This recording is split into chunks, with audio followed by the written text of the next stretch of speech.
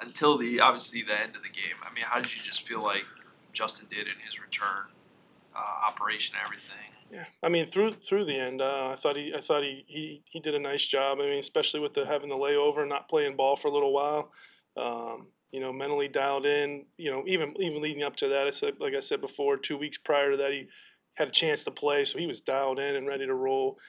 So that part was really good. But still, you're going against a really good football team, and then to be able to go out there and execute and play the way that they did, I thought he gave us a chance to win for sure. Luke, on the 3rd and 10, the deep ball to Tyler. At the end of the game. Yeah. Justin and Flus explained that the Robert concept, what the Lions did, kind of took away DJ. Was there an opportunity to try to, I don't know if it's forcing it to DJ to rip that there? I know it's hindsight 2020 through a good ball Tyler. I know we can talk about that. Yeah. But, is that a conversation you have with Justin about DJ in that spot? I mean, yeah, I think that's all part of your growth. And when you're going through those types of situations, you always want to factor in who people are. That's always, matchups are always kind of the starting point of our week. When you're putting your plan together. But the cool part about it was just the way that he processed it, the way he communicated it, the way that he talked about why he did what he did and what he saw. Like, that's all real growth and stuff like that. And then he made a good throw. His feet need to be cleaned up a little bit on that one. In that moment, kind of felt, I think it was the left side that he kind of had to take a little extra hitch. But at the same time, he was seeing everything clearly and made a good throw too. And Tyler will make that the next time we give him that opportunity. The play right before that's the zone read give to Herbert. Right up the gut.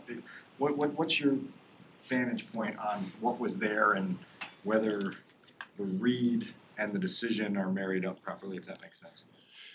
Yeah, that's not an exact science. Anytime, and I think in my past and my history of doing this thing in this level and the college level, there's no exact science to exactly how you tell that quarterback to make the decision on. I think there's plenty of times throughout that game that you would say that if you were coaching it, you would say, why did you keep that? But, sometimes it is, who's that person and who are you? And you have to feel what you feel, right? And I think, from Justin's standpoint, he made the right decision. We got to execute the rest of the play a lot better next time, and we will. Does Justin have different rules than other quarterbacks on those just because how special he is with his legs? I wouldn't say different rules in the sense of you get to do kind of whatever you want. I think every person has to have a set of standards for what allows them to make that decision to go or not go. So I think that's nothing different that if I was throwing a 20-yard in versus Brett Favre throwing a 20-yard in, right? He's going to have a little bit less window he can fit in between besides that. And so I think that's kind of goes into the same kind of thought process. Who am I? Who is that person? What's their body language? All that stuff goes into it when you're making those decisions in that split second. Given how much the Vikings blitz and the way they do it differently from different spots, how much different is the preparation during the week? How much more challenging maybe is it than just a typical opponent? Yeah, I would say the preparation isn't different. I think everybody on our side does a really nice job of getting us ready to rock and roll each and every week. Excuse me, from that perspective. But the challenge is real, and nobody does it this much and this often and this many different varieties of ways as these guys do. I think Coach Flores has done a really nice job of getting those guys kind of all in sync and they figured out a really nice way of putting a lot of stress on people. I think Josh Dobbs is on his 5th team in the calendar year, maybe 6th if you count the Browns twice. Do you have an appreciation for how hard it is to jump in and learn that? And how would you explain it to people like us who know it's difficult but probably don't know just how hard? No, it's incredible. That's an incredible, what he's been able to do. And I've only heard incredible things about the kind of guy that he is now, brilliant he is. And I have a lot of friends that have been part of that, coaching him in those rooms and stuff, and they all speak so highly of him. And no, I don't think I would be able to articulate it well enough, to be honest with you, how incredible that is for him to go and have success really everywhere. He did a really nice job in Arizona as well. So that's pretty incredible. Luke, at this stage of the process with this offense, how much do you lament not getting touchdowns instead of field goals on those fourth quarter drives? In other words, maybe a year or two from maybe later on, or maybe in Green Bay, that would be a big deal. At this stage of development, how much do you lament that you didn't get touchdowns when they could have made a difference instead of instead of You're referring to those last drives when we end up kicking. in that long drive. Yeah. I'm sure you are happy took a lot of time off the clock, but you know. Yeah, I don't. I guess I don't. I wouldn't think of it that way. I think it's we have the expectation that we're going to score on every drive, and we have the expectation that we're going to execute on every play. So our mindset is we're always going to score. So that expectation should be that way. Circumstances and games and stuff are always going to change decision making and things like that, and we're always going to communicate really well about what we want to do and how we want to approach it, and maybe in those situations. And Coach did a great job of communicating all that stuff. So.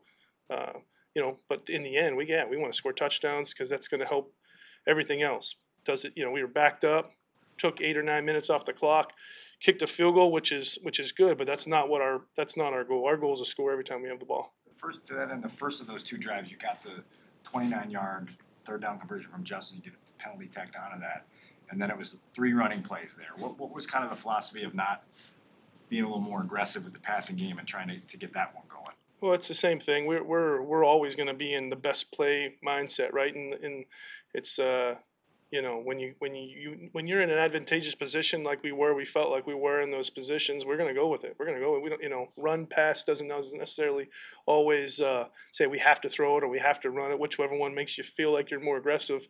We call it a run on 3rd and 6 or whatever, and got the first down with Roschon earlier in that game. We executed right. And we executed at a high level on that one. And sometimes you're making those decisions based upon the situation too. Like, do you want the clock to run? Are you already in field goal range? Are you worried about a pressure that might be coming, or whatever it might be? You're trying to play that chess game with the other side of the field too. So, no, we felt good about all those calls. We just gotta, do I want to take 1 or 2 of them back? Sure, I do. Right, I'd love to, because now I know what they did. Now I know how they defended us for sure. I'm sure in the run game, it happens every game that you probably look at the film and say you were 1 block away from a touchdown. How many of those were there in that game? Because it seemed like there were a few. Yeah, no, that shows up, like you said, and we'll hit those. I know we will. Like, our guys are starting to the chemistry part of it. You can feel it up front. Just continue to get better. We had a couple of those plays that we got to clean up, and communication things. But the chemistry part of it, you can see it's really nice to have the guys out there together, playing together, and being able. I've played next to that guy for multiple snaps now, so all that stuff will be really good. And I think that'll help those backs and Justin then hit it. Take it to the house instead of just maybe it's a 12 or whatever, like you said, getting the shoestring tackle. How tough is it when you lose your center in the middle of a game, and how would you kind of assess how Dan Feeney performed in there? Yeah, I think the hardest part, honestly, is when that happens in the middle of a drive like that. That was, that's the hardest part. But Dan did an incredible job. I mean, for his first crack at that thing and to go out there against that team and that environment and all that stuff, he did an incredible job. And so I thought he did. He stepped in, and we couldn't have asked for any more. To be honest with you, he went in there and did a really nice joop. Luke, the Vikings are the first team this year that you'll play for a second time. How much as a coordinator do you look at the chess match of looking at what they did the first time, anticipating that whole thing? How much is that a measurement of how good you are at what you do? I don't know. I can't answer the second part of it. I've never measured any of that before. But I will say it's an important part of what you do. It's an important part of, like, whenever you're going against somebody, you want to, you're evaluating what their thought process was and how they feel they can stop you, and you're doing the same, how you can attack them. And so that's obviously a big part of it. And but we'll take in the whole season that they've done, and then we'll take in the approach that they had specifically to us, and we'll kind of figure out exactly the best way for us to attack them. With The defense that is as blitz heavy as Minnesota, does it help seeing them a second time, or does it not really work that way? Well, I think they just do a really nice job each week. You can tell every game plan they have specifics, and they do a good job of changing things up each week. That's where they're so dynamic, in the sense that they have their personnel allows them to be fluid. The guys don't have to line up in the same spot to do the same thing every time. They have a bunch of guys that can do a bunch of different things, and so obviously having more film is helpful, but at the same time, we know that they're going to bring more, different stuff to us this time than they've shown in the past. Do you think Herbert in his second game back will be better than he was in his first? And how do you think he looked? Yeah, I think that's always fair to say, especially for a runner getting back in that position, right? And same thing as we talked about with Justin. When you're off for so long, just getting your feet back underneath you. But because you kind of saw that in the sense of like he got better as the game went along and all that stuff. So yeah, we anticipate him coming out and having a great day. Thanks. Thank you. You guys appreciate it. Did you ever go Black Friday shopping? He was just telling us about it. His experience. I have not. I have not done that. I am probably not a great shopper to go with. So I get bored real quick. So it doesn't go well. I'm out walking the halls of the mall just doing that. So no. How did your Thanksgiving yesterday compared to the Thanksgiving you had in 1980? Wow, you always go back there. So it was great yesterday because I have my 2 daughters live here, 2 grandkids live here, and so they know nothing about 1980. 1980 was the overtime game versus Detroit in the old Silverdome, and the game went to overtime, and Dave Williams ran the opening kickoff back for a touchdown, and we won. But the particular part that Larry likes to talk about is that they had a fake punt on in the game, and I was the gunner. I was the gunner. So I ran down the field. I think it was Bob Parsons, if I remember correctly, was the punter, and he actually threw the ball to me. Was not even expecting the ball, but he threw it. It was incomplete and all those things in the end zone, but that was a memorable time. And then we won the game, and I was very fortunate that we took the plane home, got here, and Dan Hampton had invited me over to his house for Thanksgiving dinner, and it was awesome. And he really didn't have to do that. I was just a rookie that came in the middle of the year, and it was awesome. So very appreciative of that. Larry covered that game. Not really. Yeah, probably for his grade at school? What? Yeah. High school. Oh, okay. Fair enough. Hope everybody had a great day yesterday as well.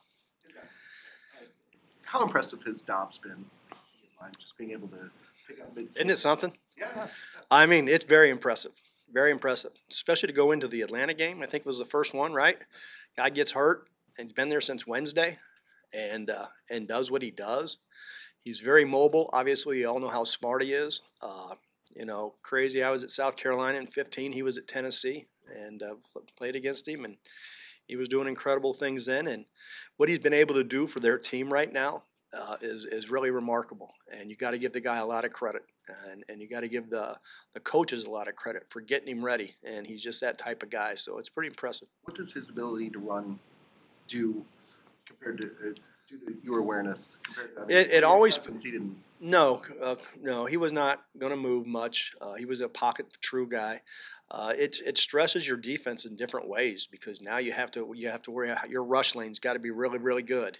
We used to say 4 equals 1, and you got to have that mentality as rush lanes. You got to be smart with how you play man coverage when you do, because now you got people running with people and you don't have your eyes back to him. So you got to have people responsible for him the best you can and still be able to rush the passer. So it always complicates things, that's for sure. John, on the second to last touchdown the Lions hit on the corner in between the coverage, can you kind of clarify what needs to happen from that group of defensive backs? Oh, I think everybody's got to be just a little bit more aware, a little bit more on the same page, with what part of the field they need to be handling, We had, I know Kyler was there, and Jalen was there, and Eddie was there. Everybody just needs to keep pushing up a little bit higher. As much, it's never one guy. So all 3 of them have to just have awareness and just keep climbing for depth on that one. And just kind of let the flat be the flat. And go tackle that. Yep, keep making them burn clock, tackle him in bounds, and let's go to the next play. You said that Terrell Smith's got a big future here the other day. You mentioned that. And obviously, you guys made a concerted effort to work him back into the game. Yep. A little bit. Just, I guess that's a good problem to have. You're probably thinking you have some depth there, but just what was the importance of getting him some snaps after his time off, just to get him to play, because he had played well before he got mono. Hadn't heard of mono for a while. But so, he was playing well. He had started a couple games, done well. So the plan was to get him a couple series in the game, and he was going to rotate with Tyreek. And if I think it turned out exactly right, he was going to take every third series, and that's the way it kind of worked out. And he did a good job. He played well. In your experience as a defensive coach, what is it that turns a game on a dime like that from a defensive standpoint, where whether it's Aaron Rodgers or Brady or Jared Goff, all of a sudden a defense that was great, all of a sudden it's almost like the Lions willed their way to victory, like a mental toughness thing. Well, what is it in your experience that really turns a game like that? It's just, you got somebody's going to have to make a play. They made a play. We need to make a play. I've lost a couple games that way. I can go all the way back to, since Larry's going back into history, when I was at Missouri, we were playing Nebraska. They were the #1 team in the country. Had them beat for the entire game. They go for 2. We have the perfect call on. They run slants. The safety, Julian Jones, steps right there, tackles the guy, pulls his arms back, pulls him back. The ball goes down. The kid falls backwards. It hits his foot, goes over his head, and the receiver behind catches it, and we lose the game. So it's somebody making a play at the end of the day. It's like that, because that was the perfect thing. There's a picture in the Kansas City Star of Harold Piercy getting ready to intercept the ball right there. Guy's foot hits it, goes right behind him. There's Davidson, I think was the kid. Matt Davidson. David. Behind, catches it. We lose the game. So it's just one of those things, Mark, that somebody's got to make a play one way or the other, either them or us. We need to have, somebody's got to stand up and make a play. Is that on 5th down? No, that was before that, but same end zone though. That's pretty good by you. You're preaching to the choir. Oh, fair enough. Oh yeah, exactly. I remember now. On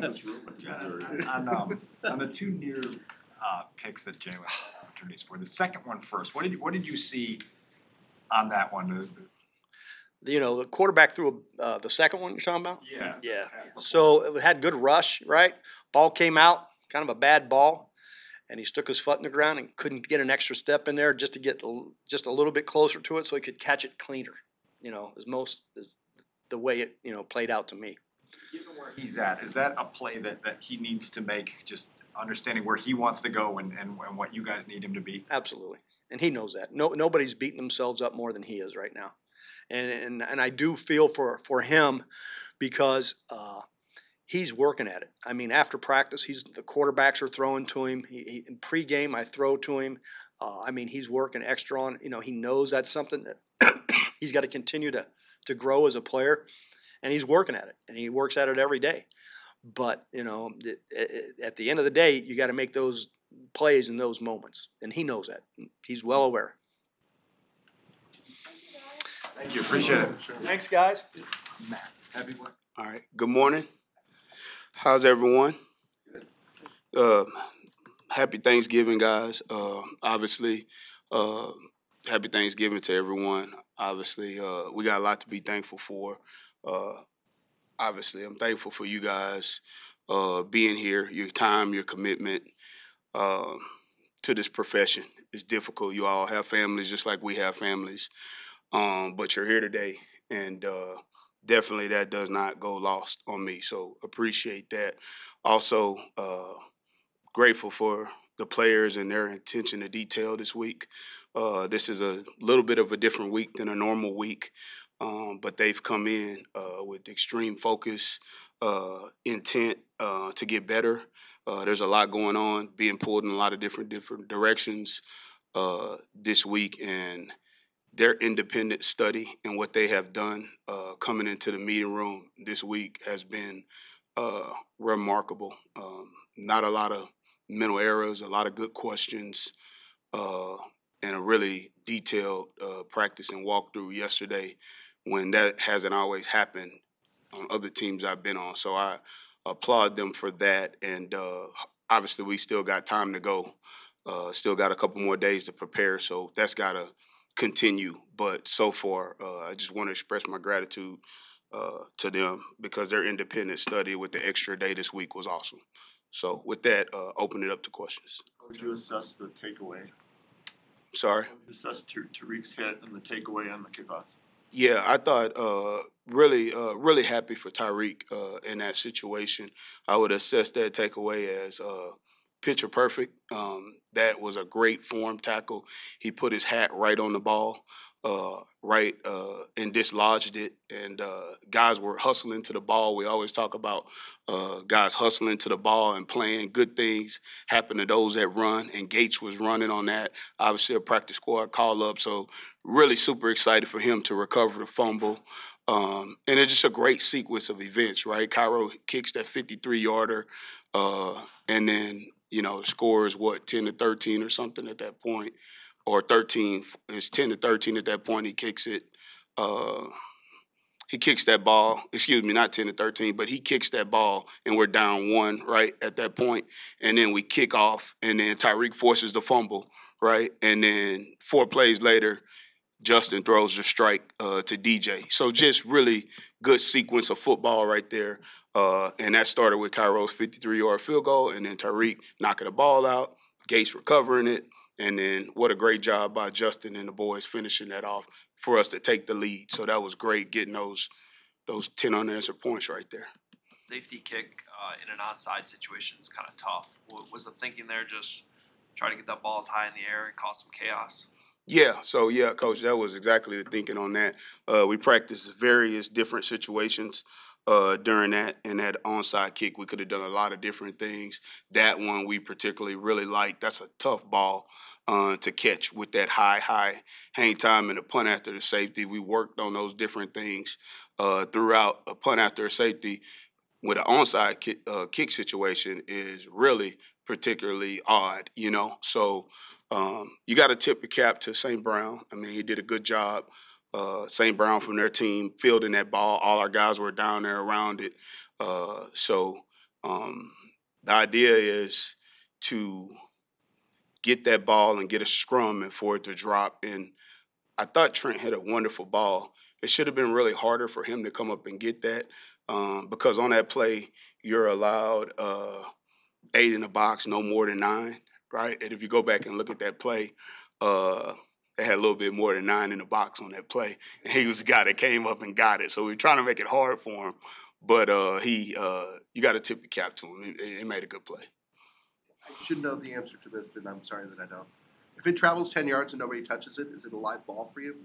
It is, but it's not been – that's a great question. And it's not been possessed, okay? So the only thing you can do is recover it at that point. So you can. It becomes a live ball after 10. And the rule and coaching point on that is ball 10, not man 10. So if the ball went 10 yards, say it was on the ground onside kick or in the air, and it went 10 yards, and I was at 9 yards, I can still recover that ball if the ball went 10. Oh, it kicks back to you and you're at... Yeah, if it's at 10 and I'm at 9, I can still get it.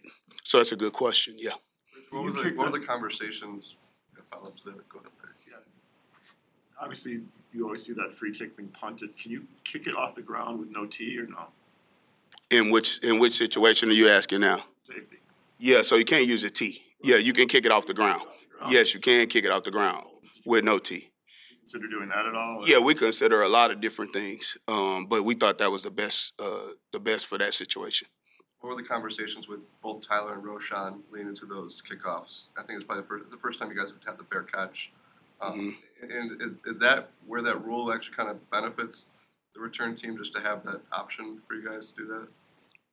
Thank you for that question, Kevin. I'm sure other people are wondering that too, because that is the first time we've ever done that. That rule does benefit in that situation, because in the first situation, we were in hands team, as you guys could see. 3 timeouts they had with like 2:59 or something on the clock. So maybe they'll onside kick, maybe they won't. With their tendencies of aggressiveness, I trust that they'll do anything at any time. So we have to have hands team out there. But when you have hands team out there, obviously those guys are all up on the line, and it's not a favorable return type of situation for you. So in that case, Tyler did exactly what we told him to do, is, fair catch it, because you're probably not going to get a great return because you got like DJ Moore and all those different guys out there that are not normally your kickoff return unit. So it definitely benefits you in that case to get it at the 25. And then your second question, or the second part of your question, was the one with Roshan. And time is of the essence on that one. So the second one, it was, I think, 29 seconds left on the clock. So you can go and you can say, hey, we're going to return the ball. and you can burn time off the clock, which probably be 9-10 seconds. You only had 2 timeouts, so our idea was to preserve time there, and the rule benefited us to put it at the 25-yard line and get an offense more time to try to execute a game-winning drive. The kickoff that was turned over that you got, Tariq, I'm assuming that Cairo mishit it because it was a low-line drive. Mm-hmm. Are you ever seeing what happened, are you ever tempted to put it in the field of play and let them return so maybe you can make a tackle within the 25 or force a turnover versus just always kicking it out of the end zone for a touchback? Yeah, I mean, it's always, even like last year and this year, it's always depending on the team you play, the personnel you have at the time, the personnel you're going against, the weather environment that you're in, whether you can hang it, not hang it, but it's always a consideration. So great question, Larry. How'd you feel like Trent hit the ball on Sunday? Trent, our Trent, yeah. You saying punting? Yeah. So Big Trent, yeah, I was calling Big Trent and Little Trent. Yeah, I thought he hit the ball decently. I thought the first one could have been better. Obviously, you want that one inside the 10-yard line. You want that opportunity to pin him, and we've talked about that. The second one got a good roll on it. Probably could have struck it a little cleaner, but got a good roll on it. Ended up being a 47-yard all net, which you'll take any day. But I think what he would tell you is he definitely felt like that he could have hit the ball cleaner, and that's exactly what he said to me. So a kid that young that's got attention to detail and focus and understands where he can be better is the attitude you should have, and we just got to keep growing him. So really, really, really good question. Good? Thank you all.